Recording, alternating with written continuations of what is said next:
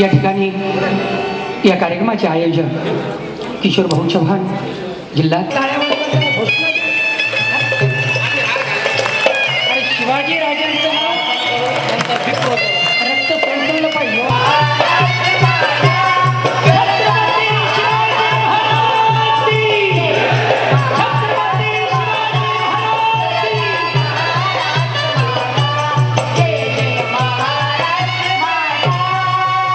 मी मान्यवरांना विनंती करतो की त्यांनी या ठिकाणी जय जय जय जय जय जिजाऊ.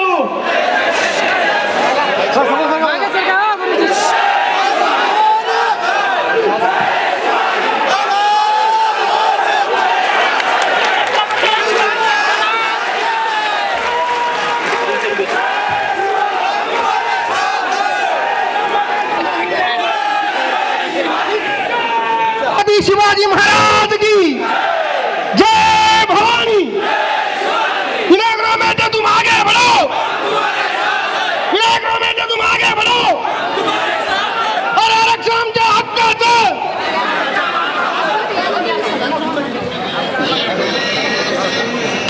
चंद्रशेखर पंताबाद तालुका अध्यक्ष. मी पण साहेबांना सांगितलं, साहेब शांतता घ्या. साहेबांनी सांगितलं कुठल्याही मुलाच्या अंगाला हात लावू नका. पण जर कोणी आमच्या अंगावर चालू येत असेल तर आम्ही बी काही हिसाडे नाही, आम्ही काही भांडणं घातलेले नाही. आम्ही ही सडेतोड उत्तर द्यायला तयार आहे. प्रत्येकाने प्रत्येकाचे विचार रस्त्यावर मांडा. आरक्षणासाठी मोर्चे काढा, निदर्शनं करा, आंदोलन करा. परंतु अशा प्रकारचे प्रकार करणं ही काही चांगली गोष्ट नाही. या ठिकाणी बसलेल्या सर्व मंडळींना मी विनंती करतो, पत्रकार बांधवांना विनंती करतो, थोड्याफार प्रमाणामध्ये जर धक्काबुक्कीमध्ये पत्रकारालाही धक्का लागला असेल, मी या जिल्ह्याचा जिल्हाध्यक्ष या नात्याने शिवसंग्राम संघटनेतर्फे त्यांची जाहीर माफी मागतो.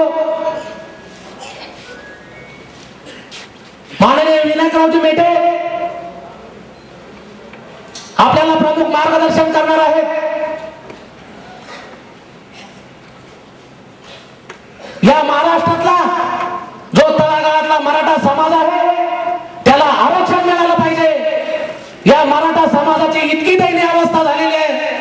तुम्ही ग्रामीण भागातलं जर चित्र बघितलं, संध्याकाळचं जेवण सुद्धा आमच्या माणसाला मिळत नाही, ही सध्याची परिस्थिती आहे. आम्ही कोणाचं आरक्षण हिसकून घेत नाहीये, आम्ही कोणाच्या आरक्षणाला धक्का लावा असं सुद्धा म्हणत नाहीये. परंतु विनायकरावजी मेटे साहेबांनी ही जी काही मागणी लावून धरली, इतर समाजाच्या संघटना असतील, मराठा समाजाचे पुढारी असतील, यांच्या पोटात पोट सोडून उठायला लागलेलं आहे. कदाचित आपल्यालाही प्रश्न पडत असेल, महाराष्ट्रातले सरकारमध्ये सगळे असणारे मुख्यमंत्री, उपमुख्यमंत्री, मंत्री सगळे हे मराठा समाजाचे आहेत, मग मराठा समाजाला आरक्षण का मिळत नाही? मी एक छोटस उदाहरण सांगतो. ग्रामीण भागातलं एक जोडपं होतं, शहरी भागात राहायचं. दोघं नवरा बायको होते. माणूस फार हुशार होता. तो काय करायचा, पगार झाला की त्याच्या बायकोच्या हातात द्यायचा आणि ती सगळ्या गल्लीला सांगत फिरायची, माझ्याशिवाय माझ्या घरामध्ये पान सुद्धा हलत नाही, माझ्याशिवाय माझ्या प्रपंच सुद्धा चालत नाही. तो आला की पगाराचे पैसे द्यायचा, एक बिडीचा कट्टा घेऊन ये, चावी त्याच्याजवळ ठेवायचा, एक बिडीचा कट्टा घेऊन ये, चावी द्यायचा, बिडीचा कट्टा घेऊन आला का कुलूप लावून घे, चावी माझ्याकडे दे. त्याचा असा नित्य नियम चालू राहायचा. एक दिवस ती बाई अशीच रस्त्याने निघाली, शेजारी एक दारुड कुटुंब राहत होतं. ती त्या बाईला सांगायला लागली, माझ्याशिवाय घरामध्ये पान सुद्धा हलत नाही, सगळा नवरा पगार माझ्या हातात देतो, तिजोरीची चावी माझ्या हातात आहे, त्याला बिडीचा कट्टा जरी लागत असेल तर माझ्याकडून पैसे घेऊनच बिडीचा कट्टा आणतो. ती बाई म्हणाली, बरं झालं माझ्या नवऱ्याने मला सकाळीच मारलं, मला माहेरी जायचंय, मला भाड्यासाठी 50 रुपये दे, मी तुला तिकडून आल्यानंतर देते. त्यावेळेस ती बाई म्हणाली, दिले असते ग, पण चावी त्यांच्या जवळ. परिस्थिती अशी आहे, आपले वर बसलेले सगळे आपले आहेत हे 100% खरं आहे. परंतु मराठा समाजाला देण्यासाठी त्यांनी कुलपा लावून ठेवलेला आहे. चाव्या त्यांच्या हातात नाहीये आणि त्या चाव्या जर आपल्या हातात घ्यायच्या असेल तर माननीय विनायकरावजी मेटे साहेब यांच्या नेतृत्वाखाली आपल्याला जागृत राहण्याची गरज आहे. यानंतरही विविध आंदोलनं केले जातील. हे असे जे प्रकार घडलेले असे घडतच राहणार आहेत, परंतु घाबरण्याचं काही कारण नाही.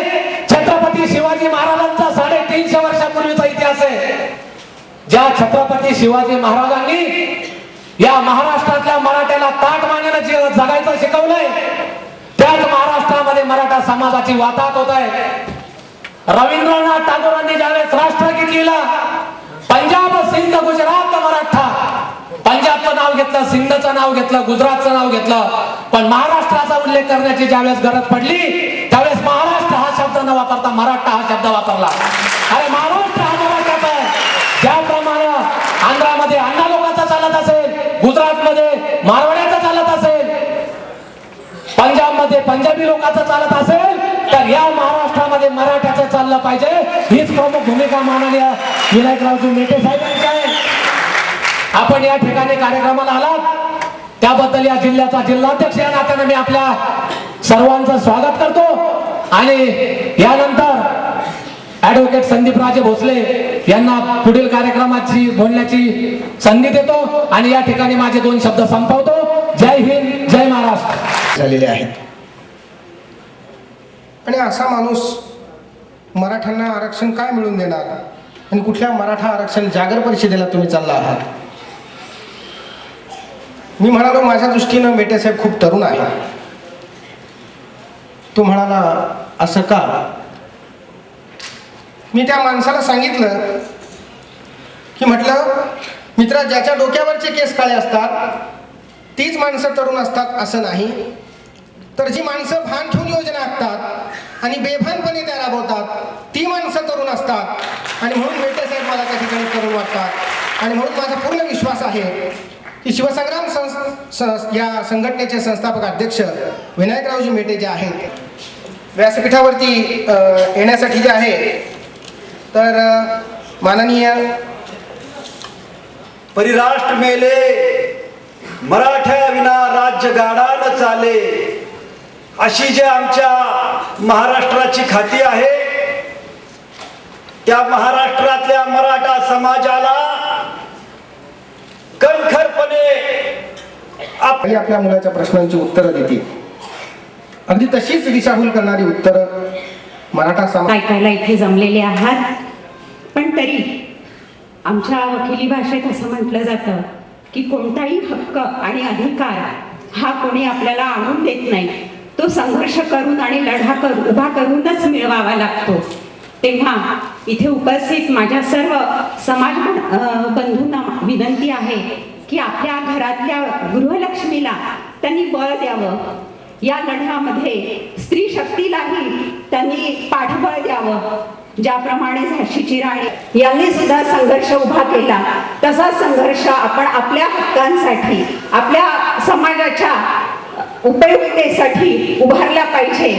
आणि आपल्यासमोर बोलतो कार्यक्रमाला उपस्थित राहण्यासाठी पाहुणे म्हणून बोलल्यावर मला काय बोलावं लागेल हे अपेक्षित नव्हतं. वकील म्हणून कोर्टात तयारी करून जायची सवय असणाऱ्या वकिलाला अचानक जर बोला म्हणून सांगितलं तर खरं म्हणजे कधीच बोलता येत नाही. दुसरे अडचण असतात पाठिंबा द्यायला. आज इथं उलटी परिस्थिती आहे. पण एक समाज बांधवाची विनंती म्हणून मी आपल्यापुढे 2 शब्द बोलण्यासाठी उभा राहिलेलो आहे. मित्र, मराठा समाजाला आरक्षण मिळण्यासाठी खरं म्हणजे मराठीच्या सर्व संघटनांनी एकमुखी मागणी केली पाहिजे. सर्वांनी म्हणून एकमेकाला सहकार्य केलं पाहिजे. मी एक शिवाजी महाराजांचं चरित्र वाचताना मला आता आठवत नाही की नेमकं कुठल्या लेखकाने ते लिहिलेलं आहे. त्यांनी असंच उदाहरण दिलेलं आहे की शिवाजी महाराज किती पॉझिटिव्ह होते. संभाजी महाराजांचा जन्म झाला, कुठली तरी जाई महाराजांना सांगायला जाणार की बाळ जन्मलेला आहे. त्या काळात तशी प्रथा होती. तर म्हणजे त्या दाईला खूप मोठी दक्षिणा मिळायची असं काही म्हणायचे की लगेच हार मिळायचा काहीतरी म्हणायचं. चिंतेचं वातावरण असं होतं की म्हणले शिवाजी महाराज जन्मताना पालथे जन्मले आणि मग तिथं महिला मंडळात चिंता होती की नाही बाळ पालथं जन्मलं. मग आता हे महाराजाला सांगायचं कसं. जे एका दाई मार्गदर्शनाखाली आज आपण ही जागर परिषद भरवली आहे. त्या या कार्यक्रमाचे विनायक मेटे साहेब खरं तर आणि सर्व आदरणीय व्यासपीठ, खरं तर वेळेचं भान ठेवून या ठिकाणी कुणाचं नाव घेतलं जाणार नाही. वेळ कमी आहे. अगोदरच मला सूचना देण्यात आली की कमी वेळेत बोललं पाहिजे. तर मी तर भाषण देणार नाही. मला जे वाटतं ते मी बोलणार आहे. कारण मी बचत गटाचं काम करत असताना मी बघितलेलं आहे की मराठी समाजामधल्या जे महिला आहेत आज बचत गटाचं काम करत असताना ज्या शासनाने योजना राबवलेल्या आहे, इतर समाजासाठी ज्या योजना दिलेल्या आहेत त्या माध्यमातून तरी महिला आज बाहेर पडत आहेत. परंतु आपल्या ज्या महिला आहेत आज मी जर पैठण तालुक्यामध्ये बचत गटाच्या माध्यमातून एवढं मोठं काम करत असताना एवढं चांगलं काम केल्यामुळं संघटन नेतृत्व चांगलं असल्यामुळं पवार साहेबांनी माझा यशस्वीने सन्मान करण्यात आला पवार साहेबांच्या हस्ते. आणि यामुळे सुप्रियाताईंनी सुद्धा या कामाची कदर केली आणि मला जिल्हा समन्वयक म्हणून माझी नियुक्ती केली. आणि योगायोगाने शिवसंग्राम संघटनेमध्ये सुद्धा मला जिल्ह्याचं पद देण्यात आलेलं आहे. मी नक्कीच ही जी मला संधी दिलेली या संधीचं मी नक्कीच सोनं करणार आहे. परंतु मला एकच सांगायचं आहे की मी हे काम करत असताना मी ज्या वेळेस गावामध्ये जाते योजना भेटतात, आरक्षण मिळतं, त्यामुळं सर्व महिला माझ्या पाठीमागे येतात. पण ज्या वेळेस मी काही काम करायचं म्हटलं तर मराठी समाजातल्या महिला मात्र येत नाही. कारण प्रश्न खूप आहे. आज जर बघितलं तर आता इथं बरेच म्हणजे ज्येष्ठ नागरिक बसलेले असतील आणि युवक सुद्धा बसलेले असतील. खरं तर आपल्याला विचार करण्याची गरज आहे. जे ज्येष्ठ नागरिक आहेत त्यांनी त्यांचं बालपण आठवा, तरुणपण आठवा. त्यांच्या तरुण वयामध्ये त्यांचे आजोबा पंजोबा त्यांना प्रत्येक घरामध्ये असं वाटत होतं की गावाची यात्रा असायची, त्या यात्रेमध्ये कुस्ती खेळलंच पाहिजे. मग त्या 2 रेवड्या भेटत होत्या त्याच्यामध्ये. परंतु त्यांची प्रेरणा अशी होती. आणि आपण मराठा समाज हा लढाऊ समाज आहे. अगोदरपासून देश स्वतंत्र करण्यासाठी खूप म्हणजे नियोजनबद्ध कामं झालेली. आजची जर परिस्थिती बघितली तर वाड्याचा दरवाजा खूप मोठा आहे पण पाठीमागे सर्व पडलेला आहे तो. म्हणजे ही जी की आपल्याला योग्य वेळी पाऊस मिळत नाही आणि योग्य वेळी आपल्याला पाहिजे तसं उत्पन्न साधत नाहीये आणि दिवसेंदिवस ह्या सगळ्या गोष्टीचा परिणाम होत असताना एक मराठी समाज हा नाराज होत चाललेला आहे.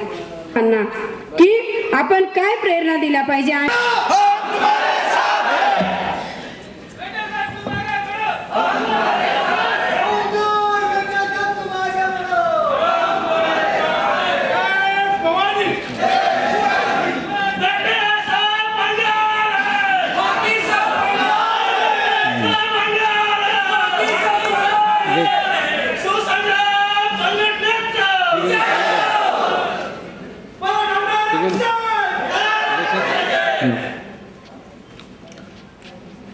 जगद्वंद्य छत्रपती शिवाजी महाराज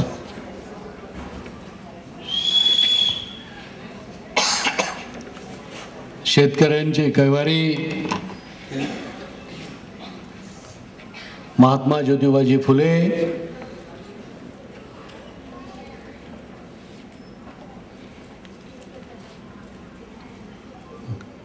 आरक्षणाचे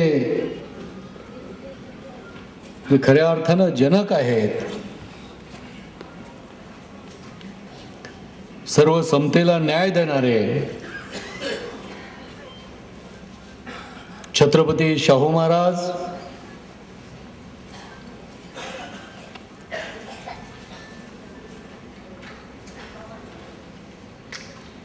या देशाला ज्यांनी घटना दिली, आणि स्वतःच्या समाजामध्ये आणि देशामध्ये ज्यांनी स्फूर्तीचं स्फुल्लिंग पेटवलं,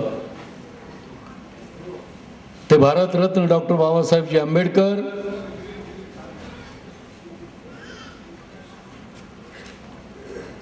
मराठा समाजासाठी ज्यांनी आपलं बलिदान दिलं, ते कैलासवासी आमदार अण्णासाहेब पाटील यांच्या पवित्र स्मृतीस अभिवादन करून आज औरंगाबाद जिल्ह्याच्या वतीने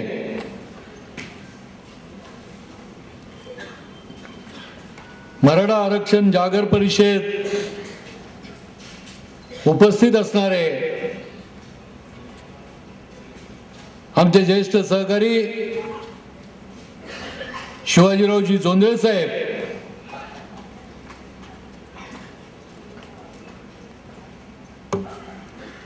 ज्यांनी या ठिकाणी भाषण केलं, ते नाशिकचे ॲडव्होकेट विजयरावजी कतोरे,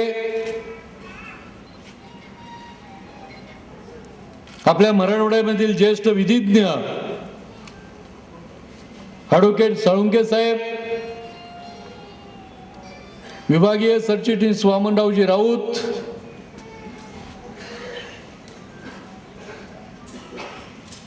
बीड जिल्ह्याचे अध्यक्ष राजेंद्रजी मस्के, परभणीचे जिल्हाध्यक्ष सूर्यवंशी, जालन्याचे जिल्हाध्यक्ष श्री जगताप, महिला अध्यक्षा रंजनाताई, देशमुख मॅडम, ठोंबरे साहेब,